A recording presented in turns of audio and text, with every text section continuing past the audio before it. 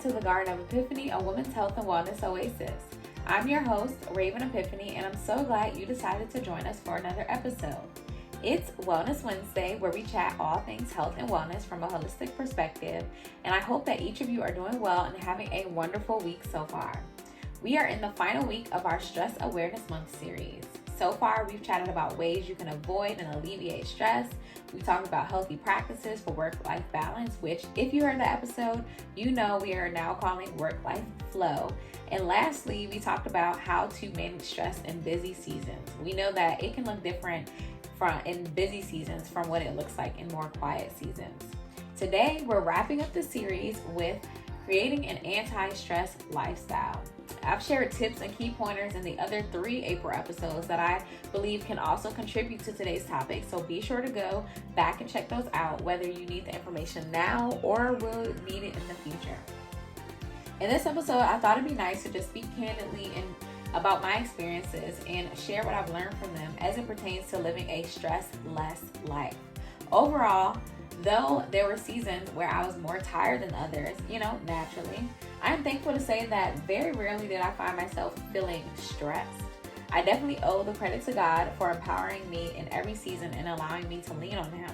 And there were also tangible things that I did or didn't do that supported my anti-stress lifestyle. First, let's chat mindset. Before I even get into my experiences, I will say that as cliche as it sounds, mindset truly does matter so much. When it comes to stress, I intentionally foster a mindset of I get to rather than I have to. And I can definitely feel the difference whenever I was not intentionally approaching life in this way. For example, I loved teaching, while I was doing it. But in those hard moments, in those busy moments, when I had a million papers to grade and I was tired and ready to go to bed, I will remind myself that it was a blessing to teach, engage, and have a hand in cultivating the minds of little ones.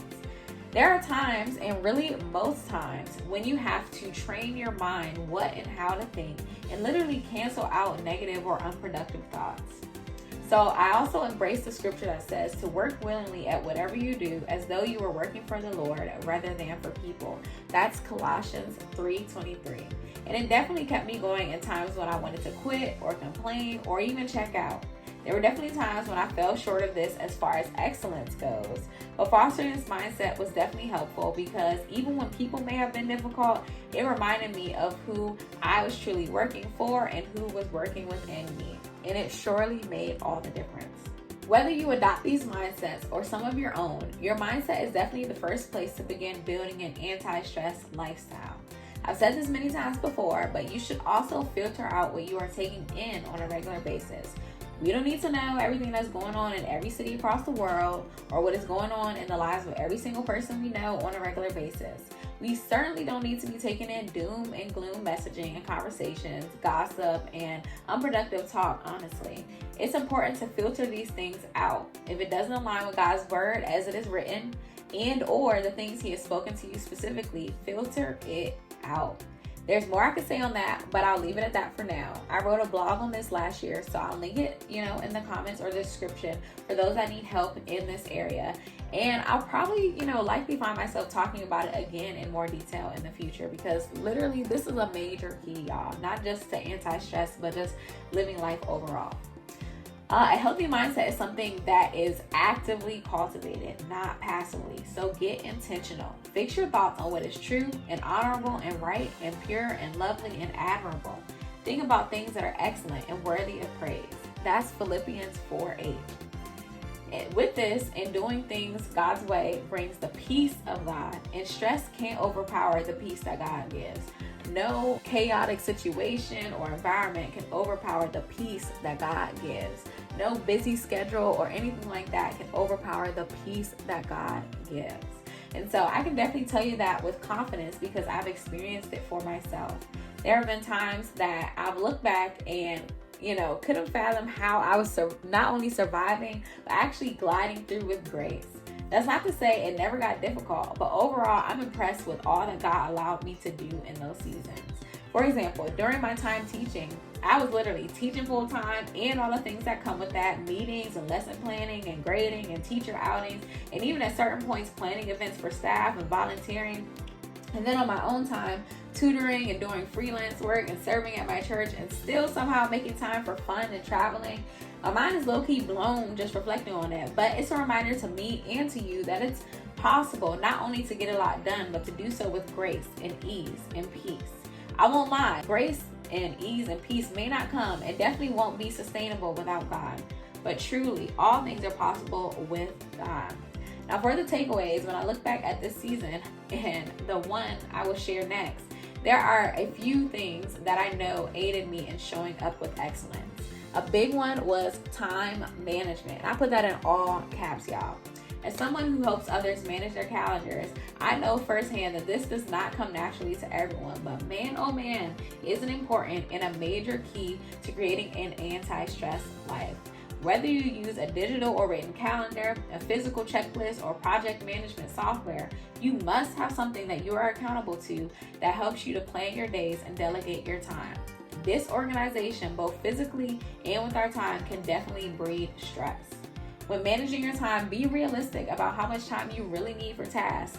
And don't ever rely on remembering scheduled appointments, meetings, etc. I think I told y'all that last episode too. Like, don't even lie to yourself saying, oh yeah, I'm just going to put it in the back of my head and remember it. If you are that person that can store up every single thing that you ever come across, then good for you. But for everyone else, I definitely don't recommend it.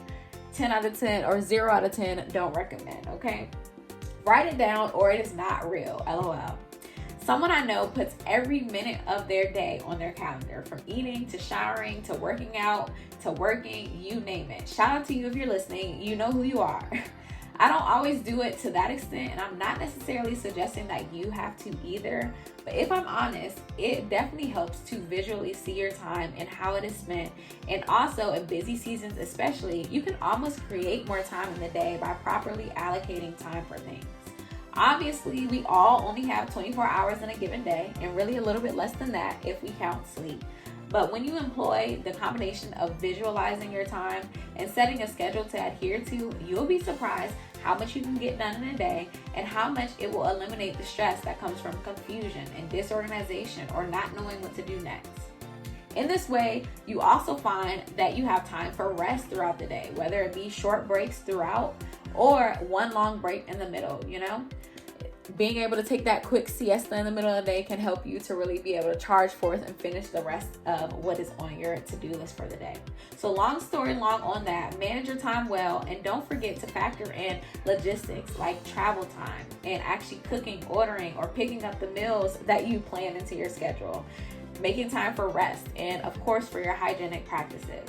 Shameless plug, if you need someone to help you set up or maintain your calendar, I'd be happy to help you through my assistance and organization business, Reorganize with Rhaven. I offer a plethora of services as a virtual executive and personal assistant and as a digital organizer that can help you to organize your life, your space, your schedule, and your business. Check out my website, reorganizewithraven.com, and let me help you begin creating your anti-stress lifestyle today. The link will also be in the description. The next experience I want to share is one that I know that many can relate to, whether it be now, in the past, or in the future, and that is working full-time while going to school full-time. If you are there or have been there, you know that combination packs a punch, okay? I completed my master's program while working full-time in my role as an executive assistant, serving in an ancillary role as a leader of our company culture, and continuing to serve my tutoring students. And mind you, a lot of this was also during COVID. A lot, if not all of it, was during COVID time. Now let me say, busy is not always productive, and you don't necessarily have to be busy to be successful. But I want to offer a balanced perspective that you can be successful in living an anti-stress lifestyle, even when you are wearing like 5,000 hats, okay? I know there has been a movement towards doing less, and I support that if that's the season you're in, if that's where God is leading you and what, feels best for you right now. But there are definitely seasons where God and life will require so much more of you. Don't back down. You can charge forth, be super productive and impactful, and still be at peace. It doesn't have to be either or. I also want to debunk the idea that you just need to struggle through a busy season in order to get to a quiet, calm life. Realistically speaking, if you have goals and if you have a calling on your life from God, which we all do, but just not everyone answers, If you care about being impactful and moving from glory to glory, you need to posture yourself to thrive and live a good life in every season and not postpone joy and peace and rest, etc. for some season that isn't coming, or that even if it comes, it won't last. So what am I saying? Live well now, no matter the circumstances. I think that's one thing that I've learned, to stop holding my breath and struggling through intense seasons, and to embrace each season for what it is, even when I do know that better is coming. How does this apply to working while in school? Well, I'm glad you asked. Often when in school, we have this idea that we will just push through this next 4 years in undergrad, this next 2 to 3 years in grad school, or however many years in a doctorate program, or however many months in a certification program, so that we can just coast later. But realistically speaking, after school ends, then comes looking for a new job or promotion, or building a business, and the cycle starts all over again. So what's a better solution? Creating a lifestyle of anti-stress now. Care for your mind, body, and spirit now. Manage your time well and create helpful habits now. Make time for your family and friends and for yourself now. Are there certain things that come only after delayed gratification? Absolutely. But exhaling, resting, and caring for ourselves and truly living should not be a part of those things. Build an anti-stress lifestyle while working and going to school full-time by doing some of the things that we've already mentioned in this series: eating well, making time for rest, setting healthy habits, making time for fun and self-care, managing your time and tasks well, just to name a few. Of course, how this looks and how time is allotted for each thing may need to shift in different seasons, but as we discussed in last week's episode, you still need to make time for your non-negotiables in every season. And just to clarify, I'm not saying that you will necessarily be comfortable in every season, because of course, not every season is meant to last a long time. But you don't have to just accept that stressful living is your portion. It is not, or at the very least, it does not have to be. I will wrap up in saying this. Many have accepted that stress is a part of life, and I'm here to tell you that while that is true, that life does come with certain pressures, it does not mean that you have to be stressed or live a stressful life. You can thrive under and really over the pressures and significantly alleviate or even avoid the effects of stress, especially chronic stress, by building a life that is not conducive to it.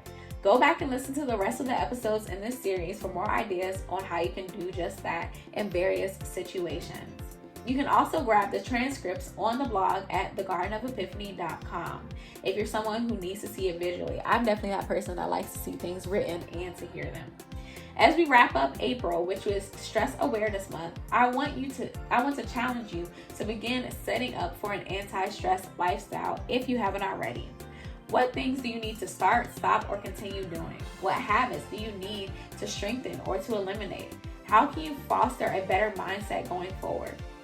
If you haven't already, I challenge you to leave stressful living behind in April and enter May committed to God's grace, ease, and peace, and living a stress-less life. That's the end of today's episode and the end of this series. I hope you enjoyed it and that it empowered you to go forth in peace and stress-free, or at the very least, stress-less. Leave me a comment and let me know one thing you will start implementing this week to build or strengthen your anti-stress lifestyle. I love you all bunches, and we'll talk to you on Faith Friday, God willing. Until then, have a healthy and wholesome week.